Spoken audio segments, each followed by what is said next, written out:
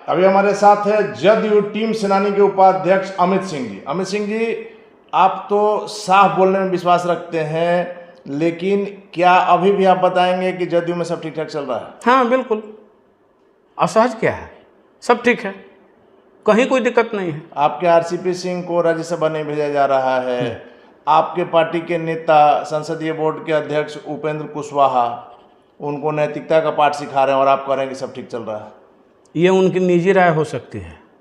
RCP Singh ji को राज्यसभा नहीं भेजना या नेता का फैसला है, पार्टी में चलते रहता है और उस पर वो स्पष्ट कर चुके हैं कि हमें कोई दिक्कत नहीं है। मीडिया में बोल रहे हैं उपेंद्र कुशवाहा ऐसे नेता, वैसे में उनकी निजी राय कैसे मानी जाएगी? तो बोले ना मीडिया में, वो बेसलेस बात बोल रहे हैं, उनकी बातों को कितने गंभीरता से लोग लेता है। और उसे नेता को आप अपने पार्टी में रखे हुए हैं? तो वो पार्टी में है। देखिए, पार्टी में तो हर तरह के लोग, अब हाथ में 5 उंगली है तो 5 उंगली बराबर है, तो किसी को काट के फेंक तो नहीं देंगे हम। नहीं तो आखिर कहीं ना कहीं कुछ तो अंदरूनी उथल पुथल है। कोई अंदरूनी उथल पुथल नहीं है, वो व्याकुल ज़्यादा हो गए होंगे इसलिए ऐसा कह रहे हैं।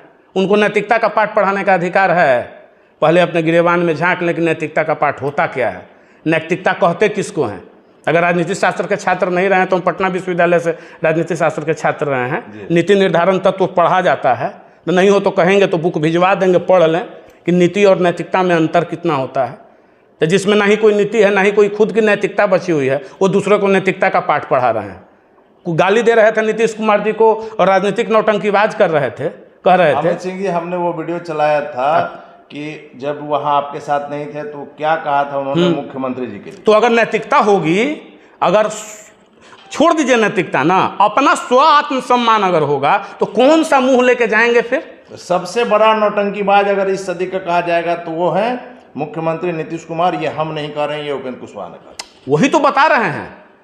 आज जिससे शरणागत हैं, जिसके शरण में हैं, जिन्होंने उनको डूबने से उनकी नैया को बचा ली और कल तक उनको कोस रहे थे, तो हमारे नेता तो क्षमाशील हैं, देने वाले देते रहते हैं, लेकिन वो क्षमा कर देते हैं। भगवान शिव का हाल है कि जो विष पीना है पी जाएंगे, जो आओ शरण में सबको क्षमादान दे देंगे। लेकिन ये नैतिकता दूसरे को नहीं पढ़ा सकते हैं।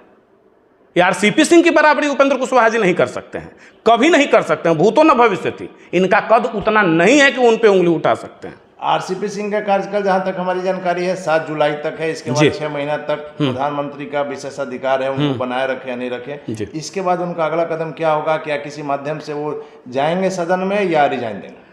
इस पे हम बहुत बोलने की स्थिति में नहीं है या हम बता नहीं सकते हैं। इस पे 2 ही व्यक्ति जवाब दे सकते हैं, आदरणीय प्रधानमंत्री जी या माननीय मुख्यमंत्री श्री नीतीश कुमार जी। हम लोग छोटे लोग हैं, मन में तकलीफ तब होती है जब एक पार्टी के अंदर, जब राष्ट्रीय अध्यक्ष जी कहे कि वो बड़े कद के हैं, माननीय मुख्यमंत्री जी ने उन्हें कुछ नहीं बोला, उन्होंने मुख्यमंत्री जी को नहीं बोला, और ये उपेंद्र कुशवाहा जी नैतिकता का पाठ पढ़ा रहे थे। अरे सिंपल भाषा में भी बोल सकते थे कि नहीं ऐसा हो सकता है, लेकिन नैतिकता का पाठ वो पढ़ा रहे हैं। और रही बात उनके मंत्रिमंडल में रहने या न रहने की, तो वो स्पष्ट कर चुके हैं। ये विशेषाधिकार प्रधानमंत्री जी के पास है कि वो रखते हैं या नहीं रखते हैं। चलिए, आखिरी सवाल है अमित सिंह जी कि जैसे आपने कहा कि जदयू में सब ठीक ठाक चल रहा है, हालांकि उथल पुथल क्या है आप भी समझ रहे हैं, कैमरा के सामने आपको बोलने में नहीं, हम बड़ी स्पष्टता से बोलते हैं। लेकिन क्या एनडीए में भी सब ठीक चल रहा है?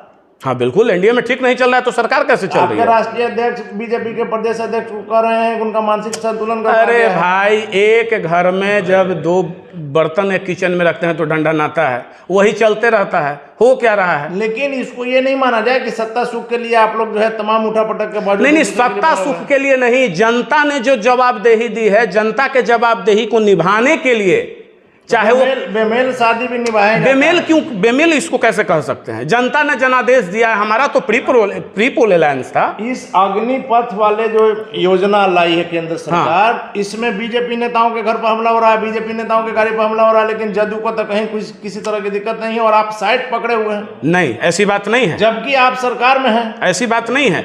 बीजेपी के नेताओं पर हमला हो रहा है, यह दुखद घटना है, और ये इसमें कोई जदयू वाली नहीं है, इसमें विपक्ष के लोग हैं। मैं किन्हीं का नाम नहीं लूंगा, लेकिन ये सब जान रहे हैं कि इसमें कौन लोग हैं। लेकिन अमित सिंह जी, आपकी सरकार है, आपकी सहयोगी दल, आपके गठबंधन के प्रदेश अध्यक्ष के घर पर हमला हो रहा है, वैसे में प्रशासन कहाँ था? भाई, अचानक से अगर कोई प्रशासन क्या करता है? प्रशासन का सिंगल एक स्पेशलाइज वर्क होता है कि ऑर्गेनाइज क्राइम को समाप्त किया जा सकता है। कोई क्राइम अगर प्लानिंग के थ्रू हो रहा है, अब अचानक से यहाँ कोई बैठा हुआ है और आया ईंट चला दिया, तो प्रशासन इसके बाद ही एक्शन लेगा। अमित सिंह जी, ये हम नहीं कर रहे हैं। संजय जायसवाल ने कहा है कि प्रशासन की भूमिका जो है संदिग्ध है, प्रशासन ने सहयोग नहीं किया। अगर चाहता, हमारे घर को उड़ाने की साजिश थी, प्रशासन चाहता तो इसको अगर माननीय संजय जायसवाल जी ऐसा कह रहे हैं तो इसकी जांच कर रही है ना इंटेलिजेंस विंग।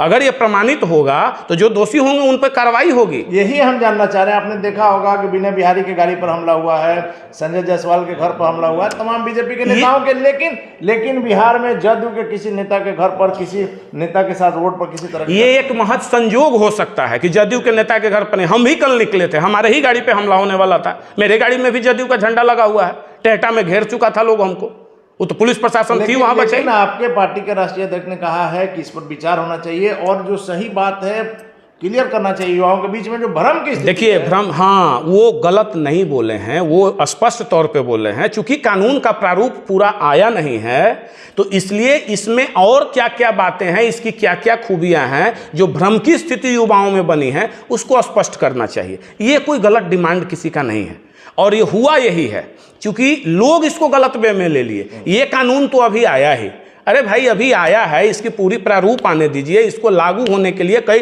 प्रक्रियाओं से इसको गुजरना पड़ेगा, तब तक एक एक उसका खामी, जो भी मेरिट है डिमेरिट है, सब जनता के समक्ष आएगा। और विश्वास करना चाहिए देश की जनता को। हम आपके चैनल के माध्यम से कहते हैं कि मत पड़िए उन उपद्रवियों के चक्कर में। आपके आंदोलन की आड़ में वो आपके सिर पे जो पाप की गठरी बांध रहे हैं, वो आने वाले भविष्य में आपके लिए दिक्कत होगा। देखा होगा अमित सिंह जी, रेलवे का जो आंकड़ा है 250 करोड़ से ज्यादा की संपत्ति जला दी गई। 700 करोड़ के पूरे हिंदुस्तान में संपत्ति जली है।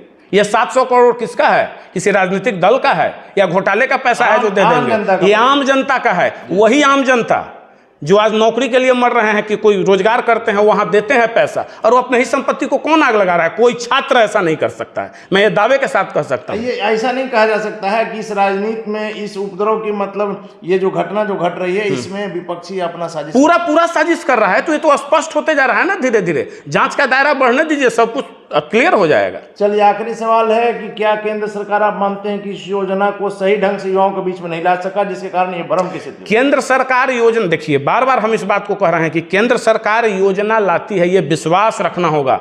सहयोगी दलों को भी नहीं लिया गया विश्वास। अभी क्या हुआ है? अभी तो सिर्फ ये योजना हम लाने जा रहे हैं जिसको हम सामने रखे। क्या इसको कानून बना दिया? राष्ट्रपति जी का हस्ताक्षर हो गया, लोकसभा और राज्यसभा से पास हो गया।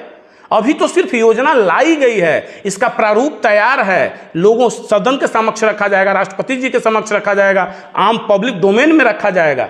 और यहाँ तो सिर्फ मतलब क्या कहते हैं, लेकिन अमित सिंह जी, सहयोगी दल को तो विश्वास में लेकर तो अभी सहयोगी दल मानसून सत्र प्रारंभ होगा तो उसमें आएगा ना, उस पर बहस होगी ना कानून पे, कि नहीं होगी? अगर ऐसा रहता कि अध्यादेश ला के इसको पास करा कर सीधा कर दिया, आपसे नहीं पूछे, इस पे तो लाएगी ना सरकार, आपसे बहस होगी ना। हर बिल पे, किसान बिल पे उतना लंबा बहस चला, तो इस पे नहीं होगी। उसको वापस भी लेना पड़ा, वापस लेना पड़ा वो अलग इशू है, लेकिन बहस किया ना। लेकिन ये बातें आ रही है अमित सिंह जी, हमने आखिरी सवाल कहा था, लेकिन ये आखिरी सवाल है कि इस बिल को भी वापस लेना पड़ेगा, जैसी बातें सामने आ रही। अगर सरकार को ऐसी लगेगी कि जो कानून बनाए हैं, जो टीम इसको तैयार की है, इसकी में खामियां अगर हैं कहीं, उसको दूर किया जा सकता है तो दूर करेगी। अगर लगेगा कि नहीं, ये दूर करने के बावजूद ये राष्ट्रहित में नहीं है, तो उसको वापस भी ले सकती है, वो तो केंद्र का निर्णय है। धन्यवाद आपका। तो ये थे हमारे साथ जदयू टीम सेनानी के उपाध्यक्ष अमित सिंह जी, जिनका साफ तौर पर का नाम है कि इस योजना को लेकर के, अग्निदूत को लेकर के भ्रम की स्थिति है और